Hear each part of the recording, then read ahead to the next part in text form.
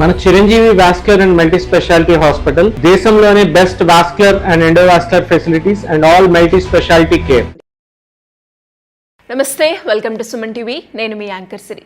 శని వక్రగతి ఈ పదం వినగానే చాలా మంది కూడా భయపడుతున్నారు. నిజంగానే భయపడాల్సిన విషయమా? ఏ రాశుల వారు ఎలాంటి జాగ్రత్తలు పాటించాలి?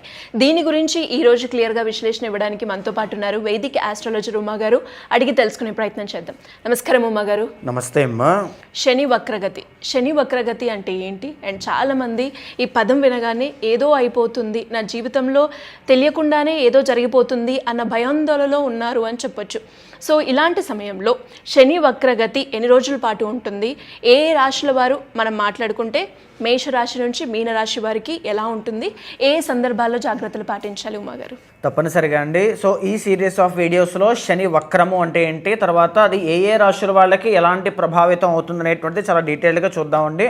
ఈ 27th జూలై దగ్గర నుంచి డిసెంబర్ 10వ తారీఖు దాకా, అంటే సుమారుగా 137 రోజుల పాటు శని ప్రతి సంవత్సరం కూడా వక్రగతిలోకి వెళుతూ ఉంటారండి. సుమారుగా 5 నెలల పాటు ఇక్కడ కూడా యావరేజ్కి ఇలాగే కనబడుతోంది. ఇదేంటి అంటే వక్రంలోకి శని వెళ్ళినప్పుడు రీట్రోగ్రేషన్ అంటారు. అంటే వక్రగతి అనేది ఆకాశంలో ఖగోళంలో మనకు నిజంగా కనబడదు.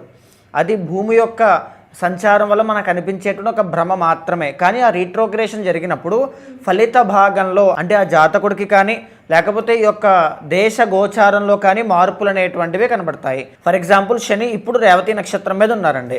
అక్టోబర్ 10వ తారీఖు దాకా రేవతి నక్షత్రంలో ఉన్నటువంటి శనిగ్రహ సంచారం అక్టోబర్ 10 తర్వాత మళ్ళీ వెనక్కి ఉత్తరాభాద్ర నక్షత్రం మీదకి రాబోతుంది.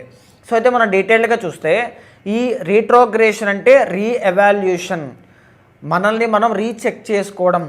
కర్మ, పాస్ట్ లైఫ్లో కర్మ, పాస్ట్ డేస్లో చేసిన కర్మకి ఇప్పుడు దానికి తగినట్టుగా అనుభవింప చేయడమే. లేకపోతే లాస్ట్లో పెండింగ్ పనులు ఏవైతే ఉంటాయో, ఫర్ ఎగ్జాంపుల్ డబ్బుల విషయంలో, కెరీర్ విషయంలో, మన డిసిప్లిన్ విషయంలో, ఎందుకంటే శని అంటే డిసిప్లిన్ అండి, కర్మ, తర్వాత క్రమశిక్షణ, ఇవన్నీ కూడా అయినాయి కాబట్టి. సో అలాంటి వాటి విషయాల్లో ఒక గుణపాఠాన్ని నేర్పడానికి శని అనేటువంటి ఆయన వక్రగతిలోకి వెళ్ళినప్పుడు కొన్ని రాశుల వాళ్ళకి చాలా డీప్ బ్యాడ్ ఎఫెక్ట్స్ అనేటువంటివి ఉంటాయి. అది బ్యాడ్ అనేటువంటిది నాట్ ఓన్లీ శని బట్టి మాత్రమే కాదండి, కంప్లీట్ చార్ట్ బట్టి, వాళ్ళ పర్సనల్ చార్ట్, అష్టక వర్గ అన్నిటి బట్టి డిసైడ్ అవుతుంది.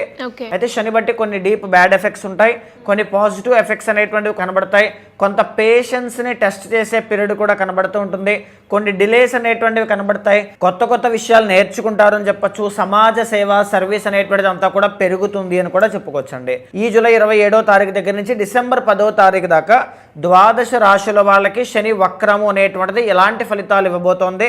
శనికి ముఖ్యంగా మనం తీసుకుంటే ఏమో 3 దృష్టిలు కలిగి ఉంటాడండి. శని ఏ స్థానంలో ఉన్నా ఆ స్థానం నుంచి 3వ స్థానం మీద, 3rd హౌస్ మీద ఆయన యొక్క దృష్టి అనేటువంటిది ఉంటుంది. చెడ్డదైతే చెడ్డది, శుభ దృష్టి అయితే శుభ దృష్టి. 7వ స్థానం మీద 2వ దృష్టి, ఇంకొక ప్రత్యేకమైన దృష్టి 10వ స్థానం మీద సంచారం జరుగుతూ ఉంటుందండి. ఆయన యొక్క దృష్టి ప్రసరిస్తూ ఉంటుంది. సో ఈ దృష్టిల ఆధారంగా మేషాది మీన రాశి వాళ్ళకి ఈ సిరీస్ ఆఫ్ వీడియోస్లో శని ప్రభావం అనేటువంటిది ఏ విధంగా ఉండబోతోందో మనం డీటెయిల్గా చూద్దామండి. కన్యా రాశి వారికి శని వక్రించడం వల్ల ఎలాంటి ప్రభావం ఉంటుంది? ఏ విషయాల్లో జాగ్రత్తలు తీసుకోవాల్సిన అవసరం ఉందంటారు మా గారు? తప్పనిసరిగా అమ్మా, కన్యా రాశి వాళ్ళకి శని అనేటువంటి గ్రహం పంచమ షష్టాధిపతి 7వ స్థానంలో ప్రజెంట్ రేవతి నక్షత్రం మీద సంచారం చేస్తున్నారండి. అక్టోబర్ 10వ తారీఖు దాకా శనిగ్రహ సంచారం అనేటువంటిది రేవతి నక్షత్రం మీద ఉంటే ఆ తరువాత నుంచి ఉత్తరాభాద్ర నక్షత్రంలోకి ఆయన వెనక్కి రావడం అనేది జరుగుతుంది. సో ఇక్కడ శని అనేటువంటి ఆయన సప్తమంలో ఉన్నారు. సప్తమంలో శని రీట్రోగ్రేషన్లోకి వెళుతున్నారంటే ఈ కండిషన్ని మనం ఎలా చూడాలి అంటే, ముఖ్యంగా మ్యారేజ్కి సంబంధించిన విషయాల్లో, for example previous period of టైంలో, గతంలో ఏదైనా పెళ్లి సంబంధాలు వచ్చి అవి క్యాన్సిల్ అయిపోయి, ఎంగేజ్మెంట్ దాకా వచ్చి క్యాన్సిల్ అయిపోయిన సందర్భాల్లో ఉన్నటువంటి ఆ మ్యాచెస్ కానీ వాళ్ళు కానీ ఎవరైతే ఉంటారో మళ్ళీ వాళ్ళు రావడం, అలాంటి మ్యాచెస్ మళ్ళీ రావడం, లేకపోతే పెళ్లి చేసుకోను అని కొంతమంది అనుకుంటారు, చూస్తారండి, నేను ఇంకా పెళ్లి చేసుకోనండి అనుకుంటారు. సో అలాంటి వాళ్ళకి కూడా మళ్ళా నేను వివాహం చేసుకోవాలి అని అనిపించడం, లేకపోతే మ్యారిటల్ లైఫ్కి సంబంధించిన విషయాల్లో గొడవలు అవుతూ ఇబ్బందులు పడుతూ ఉన్నటువంటి కన్యారాశి వాళ్ళు ఎవరైతే ఉంటారో వాళ్ళు మళ్ళా ఒకసారి కూర్చుని ఆలోచించుకుని కలిసి ఉందాం, అది పిల్లల కోసం. ఎందుకని? పంచమాధిపతి కదా. ఎందుకని? పంచమాధిపతి కాబట్టి సంతానము కోసం కలిసి ఉందాం. 6th లార్డ్ కాబట్టి మన భవిష్యత్తు కోసం కలిసి ఉందాం. లేకపోతే ఫలానా, ఈ 6th అంటే ఇండికేట్స్ అప్పులు, అంటే మన ఇద్దరం కలిసి ఉంటే ఆర్థిక పరిస్థితి మెరుగ్గా ఉంటుంది, తల్లిదండ్రులను బాగా చూసుకోవచ్చు, ఇలాంటివన్నీ కూడా. సో వీటి వల్ల మనం కలిసి ఉందామని మళ్ళీ సమీక్షించుకోవడం, అంటే రీఎవాల్యుయేషన్ అనమాట. మళ్ళీ ఒకసారి కూర్చుని ఆలోచించుకోవడం. ఒక నిర్ణయం తీసేసుకున్నారండి ఇక విడిపోదామని, లేకపోతే నేను పెళ్లి చేసుకోని నిర్ణయం తీసేసుకున్నారు, ఇంకా పెళ్లి సంబంధం సెట్ అవ్వదేమో అని చెప్పి నిర్ణయం తీసుకున్నారు. మళ్ళీ అలాంటి సిచ్యువేషన్సే మళ్ళీ వస్తాయి. అంటే మళ్ళీ ఎగ్జామ్ అనమాట. ఇప్పుడు మీరు ఏం నిర్ణయం తీసుకుంటారు మళ్ళా అంటే శని అనేటువంటి ఆయన మళ్ళీ మీకు ఒక అవకాశాన్ని ఇవ్వబోతున్నారు పెళ్లికి సంబంధించిన విషయంలో, పంచమాధిపతి సంతానానికి సంబంధించిన విషయంలో, షష్టాధిపతి ఆరోగ్యానికి సంబంధించిన విషయంలో, అప్పులకి సంబంధించిన విషయంలో, శత్రువులకి సంబంధించిన విషయంలో. మళ్ళా మీ శత్రువుని మీ లైఫ్లోకి తీసుకుని వస్తారు. కొంతమంది దుర్మార్గులు మన లైఫ్లోకి ఎంటర్ అయ్యి చెడు సహవాస దోషం రూపంలో మనల్ని ఇబ్బంది పెట్టేటువంటి వాళ్ళు ఉంటారు. వాళ్ళని మనం కొన్ని సందర్భాల్లో కట్ చేయలేము. సో అలాంటి సందర్భాల్లో మళ్ళీ వాళ్ళని మన లైఫ్లో తీసుకుని వస్తారు. ఈసారైనా అలాంటి వాళ్ళని మనం దూరం పెడతామా మొహమాటంతోనో, లేకపోతే ఏదైనా వేరే కారణంతో వాళ్ళని మళ్ళీ మన దగ్గరే పెట్టుకుని మళ్ళీ నష్టాలు కొని తెచ్చుకుంటామా? ఇలాంటి ఒక సమీక్ష ఇప్పుడు కన్యారాశి వాళ్ళకి రాబోతోంది. 137 రోజుల పాటు ఇది ఆల్మోస్ట్ డిసెంబర్ 10వ తారీఖు దాకా ఉండబోతోంది అని చెప్పొచ్చండి.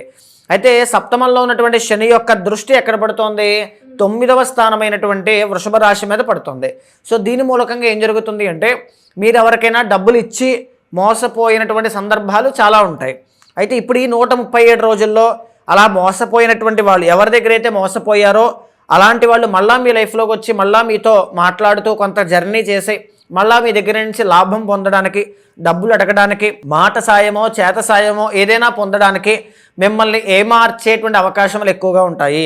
9వ స్థానము ఇండికేట్స్ పూర్వ పుణ్యము పూర్వ కర్మ అనమాట. అంటే పూర్వ కర్మ అంతా కూడా మనకి ఇప్పుడు రిఫ్లెక్షన్ కనబడుతుంది. మనం ఏదైనా డబ్బులు అనేటువంటి ఆయన ఎవరికైనా ఇబ్బంది పెట్టి మనం మోసం చేస్తే అలాంటి కర్మ మళ్ళీ మనకి తిరిగి రావచ్చు బికాజ్ ఆఫ్ శని ఇంపాక్ట్ వల్ల. అయితే ఈ యొక్క శని యొక్క 7th ఆస్పెక్ట్ అనేటువంటిది ఎక్కడ పడుతుందండి? ఫస్ట్ హౌస్ మీద, జన్మస్థానం మీద పడుతుంది. సో జన్మము అనేటువంటిది వ్యక్తిగతము, తర్వాత జన్మము అనేటువంటిది వ్యక్తిత్వము, తర్వాత వచ్చేసి మన పర్సనాలిటీ, తర్వాత మన ఆలోచనలు, మైండ్ సెట్, ఎక్స్ప్రెషన్స్, హెల్త్ అన్నీ కూడా అనమాట. మనం అనే ఒక మన కాన్షియస్నెస్నే జన్మము అంటాము. సో ఇక్కడ ఏంటి అంటే ఇక్కడి నుంచి మీరు ఇంకా చాలా ఎక్కువగా వర్క్ చేయాలి. నేను ఎలాగైనా నాలో ఉండేటువంటి ఒక బెస్ట్ వెర్షన్ బయటికి తీసుకురావాలి. నాకు అప్పులు ఉన్నాయంటే అప్పులు తీర్చే మార్గం ఏంటి, నేను ఏం చేస్తే నాకు అప్పులు తీరుతాయి అనేటువంటి ఒక ప్రణాళిక సిద్ధం చేసుకోవడం. నాకు జాబ్ రావడం లేదు అంటే ఏ విధంగా నాకు జాబ్, నేను ట్రై చేస్తే జాబ్ వస్తుంది కాబట్టి నేను ఇది చేయాలంటే ఎలా చేయాలి, ఆ మైండ్ సెట్ని రెడీ చేసుకోవడం. లేకపోతే ఆ శని అనేటువంటి ఆయన సప్తమంలో ఉన్నారు కాబట్టి బిజినెస్కి సంబంధించి, విదేశీ ప్రయాణాలకి సంబంధించి, వ్యాపారాలకి సంబంధించి, విదేశాల్లో స్థిరత్వానికి సంబంధించిన ఒక క్లారిటీ, ఒక నిర్ణయం తీసుకోవడం ముఖ్యమైనటువంటివన్నీ కూడా ఈ 137 రోజుల్లో తప్పనిసరిగా కలుగుతుంది అని చెప్పచ్చు. శని యొక్క దృష్టి 10వ దృష్టి అనేటువంటిది ఎక్కడ పడుతుందండి? 4వ స్థానమైనటువంటి ధనస్సు రాశి మీద పడుతుంది. సో దానివల్ల ఏంటి? కుటుంబ విషయాల్లో మ్యారిటల్ లైఫ్ 4th ఇండికేట్స్ సుఖస్థానం, వాహన స్థానం, గృహస్థానము, విదేశీ యోగానికి వెళ్ళేటువంటి స్థానము, ఆల్సో మ్యారిటల్ లైఫ్, అది కూడా కుటుంబం వస్తుంది కాబట్టి మ్యారిటల్ లైఫ్కి సంబంధించి. సో ఇక్కడ ఏంటి అంటే ఒక ఇల్లు కొనాలి, ఒక వాహనం కొనాలి, లేకపోతే వాహనము అమ్మాలి, ఇల్లు అమ్మాలి, అప్పులు తీర్చాలి, ఇలాంటి వాటి విషయాల మీద ఈ ధనస్సు అనేటువంటిది ఒరిజినల్ 9th కదండి. మనకి రావాల్సిన డబ్బులు ఎంత, మనం ఏం కొనాలనుకుంటున్నాం, మనం కొనాల్సింది మనకు అవసరమా కాదా, ఇలా అనమాట రీచెక్ చేసుకోవడం. లేకపోతే కుటుంబంలో సమస్యలు దేనివల్ల కారణం అవుతున్నాయి, దాన్ని ఎలా సాల్వ్ చేయాలి. సో ఇలాంటివన్నీ కూడా ఎక్కువ శాతం మీ లైఫ్లో జరిగే అవకాశాలు 137 రోజుల్లో తప్పనిసరిగా కనబడుతుంది. కానీ కన్యారాశి వాళ్ళు ఎవరు చూస్తున్నా శని సప్తమంలో కంప్లీట్ ఫేవరబుల్గా ఉండరు. ఎందుకంటే మీరు ఎక్కడైనా చూడండి 3వ స్థానంలో, 6వ స్థానంలో, 11వ స్థానంలో మాత్రమే శని భగవానుడు మీకు మంచి యోగాన్ని ఇస్తుంటారు. 7వ స్థానంలో అలా అని చెప్పి కంప్లీట్గా శుభము కాదు, కంప్లీట్గా పాపము కాదు, మధ్యస్థమైనటువంటి ఫలితాలు ఇస్తూ ఉన్నారు. కాబట్టి ఈ టైంలో కొన్ని సవాళ్ళు, కొన్ని ఛాలెంజెస్ లాంటివి, కొన్ని డిలేస్ లాంటివి, తర్వాత మీ పేషెన్స్ని టెస్ట్ చేయడానికి, మీ డిసిప్లిన్ టెస్ట్ చేయడానికి, ఎవరైనా మిమ్మల్ని అవమానించినప్పుడు మీరు ఎలా రియాక్ట్ అవుతారు, లేకపోతే మీకు ఎందుకు పడుతుంది 7th ఆస్పెక్ట్ అనేటువంటిది మీకు జన్మం మీద పడుతోంది. జన్మము అంటే వెర్గో, కన్యా రాశి, which is 6th house from మేషం మనం లెక్క పెడితే కనుక. అంటే మీ పేషెన్స్ని, మీ డైలీ రొటీన్ని, ఇప్పుడు నేను ఉన్నాను అనుకోండి, నేను వచ్చి మిమ్మల్ని ఏదో ఒక మాట తిట్టాను, మీరు పొద్దునుంచి సాయంత్రం దాకా ఈ రోజు ఎలా అయినా పుస్తకం పట్టుకొని చదవాలి అనుకుంటారు. ఈ చదవడం దేనికోసం? మీ భవిష్యత్తు ప్రణాళిక, ఏదో ఐఏఎస్ ఐపీఎస్ పాస్ అవ్వాలనుకుని దానికోసం కూర్చుంటారు. లేదా మ్యారిటల్ లైఫ్కి సంబంధించిన విషయాల్లో నేను ఎలా అయినా సరే నా భర్తను దగ్గర చేర్చుకోవాలి, నా భార్యను దగ్గర చేర్చుకోవాలి, ఇలాంటి విషయం మీద ఒక మంచి పరమార్థంతో కూర్చుంటారు. నేను వచ్చి మధ్యలో మిమ్మల్ని ఒక కర్మ రూపంలో నేను వచ్చి మధ్యలో మిమ్మల్ని మీకు ఆ జాబ్ రాదు, ఆయన మీతో కలిసి ఉండరు, ఆవిడ మీతో కలిసి ఉండరు, ఇలాంటి మాటలు అన్నాను అనుకోండి, మీరు మెంటలీ చాలా డిస్టర్బ్ అయిపోతారు. ఈ రోజంతా కూర్చుని ఏదైతే పని చేద్దాం అనుకుంటారో క్వాలిటీ అంతా మిస్ అయిపోతుంది బికాస్ ఆఫ్ కర్మ. అంటే ఈ శని అనేటువంటి ఆయన మీరు అలాంటి సిచ్యువేషన్స్లో కూడా మీ వర్క్ మీరు చేస్తారా లేదా, పేషెన్స్ ఎంత ఉంటుంది అనేటువంటి దాన్ని టెస్ట్ చేస్తారు. సో ఈ 137 డేస్లో మీకు ఛాలెంజెస్ అనేటువంటివి ఉంటాయి. మీ పూర్వ కర్మ అనేటువంటిది ఏదైతే ఉంటుందో, మీ వ్యక్తిగత జాతకంలో మీ నేటల్ చార్ట్లో శని ఎక్కడున్నారు, ప్లేస్మెంట్ అనేటువంటిది ఎక్కడుంది, లగ్నం అనేటువంటిది, లగ్న అధిపతి ఎక్కడున్నారు, దశ అంతర్దశలు ఏం నడుస్తూ ఉన్నాయి, దాని ఆధారంగా దీన్ని కొలైడ్ చేసుకుంటూ మీకు ఒక పర్ఫెక్ట్ రిజల్ట్ అనేది ఖచ్చితంగా ఉంటుంది. బట్ అల్టిమేట్లీ మనం చెప్పాలి అంటే గోచార రీత్యా చాలా వరకు ఒక 50-50 అని చెప్పచ్చు, పాజిటివ్గానే కనబడుతోంది. టెన్షన్ పడాల్సింది అయితే ఏమీ లేదు. సివియర్ దోషం సింహరాశి వాళ్ళకైతే ఏమీ కాదు. కానీ కన్యారాశి వాళ్ళకి సవాళ్ళు, డిలేస్, పేషెన్స్ని టెస్ట్ చేయడము, కొద్దిపాటి గొడవలు, చిక్కులు ఇలాంటివి కూడా ఇస్తారు. వాటన్నిటి నుంచి అధిగమించిన తర్వాతనే అద్భుతమైన విజయాన్ని కూడా మీకు శని భగవానుడు ప్రసాదిస్తారు. మీరు అన్నట్టుగానే ఇంకెవరైనా కూడా ఈ శని వక్రగతి వల్ల ఇబ్బంది పడుతున్నా, లేదు అంటే శని ప్రభావం వల్ల ఇబ్బంది పడుతున్నా, ఏ రాశి వాళ్ళైనా కూడా మిమ్మల్ని వచ్చి దానికి తగ్గట్టుగా పరిహారం చేసుకోవాలి అంటే ఎలా ఉంటుందంటారు? తప్పనిసరిగా అమ్మ, శని అనేటువంటి ప్లానెట్ ఎప్పుడైనా సరే ఒక అద్భుతమైనటువంటి రాజయోగాన్ని ఇస్తారని. వృషభ లగ్నానికి, తులా లగ్నానికి, మకర కుంభ లగ్నాలకి వీళ్ళకి అద్భుతమైన రాజయోగాన్ని ఇస్తారు. కానీ ఫలానా రాశికి ఇలా ఉంటుంది అని చెప్పేటువంటిది ఆ శని యొక్క ట్రాన్సిట్ ఏదైతే నడుస్తుందో దాని తాలూకు మీ యొక్క వ్యక్తిగత జాతకం కూడా దానికి సహకరిస్తే అద్భుతమైనటువంటి గ్రోత్ ఖచ్చితంగా 137 డేస్లో రీట్రోగ్రేషన్ వల్ల మీకు కలుగుతుందండి. అయితే ఈ శని అనేటువంటి ఆయన దానికి ఎంత బలం ఉందో మనం చెక్ చేయాలి. ఎందుకంటే రేవతి నక్షత్రం మీద ఇప్పుడు ఉన్నారు కాబట్టి. సో ఆ అష్టక వర్గము కానీ అన్నీ కూడా మీ వ్యక్తిగత జాతకం చూడాలి అనుకుంటే తప్పనిసరిగా మీకు కింద కనిపించే నెంబర్కి కాల్ చేస్తే మా వాళ్ళు మీకు పూర్తి వివరాలు అందిస్తారు. మీ యొక్క జాతకాన్ని చూసిన తర్వాత గోచారంతో సమన్వయం చేస్తూ ఏదైనా దోషాలుంటే శాంతి పరిహారములు ఆచరింపచేసి భగవత్ అనుగ్రహం కలిగేలా చేస్తాను. థ్యాంక్ యూ అమ్మగారు, థ్యాంక్ యూ సో మచ్. నమస్తే అండి.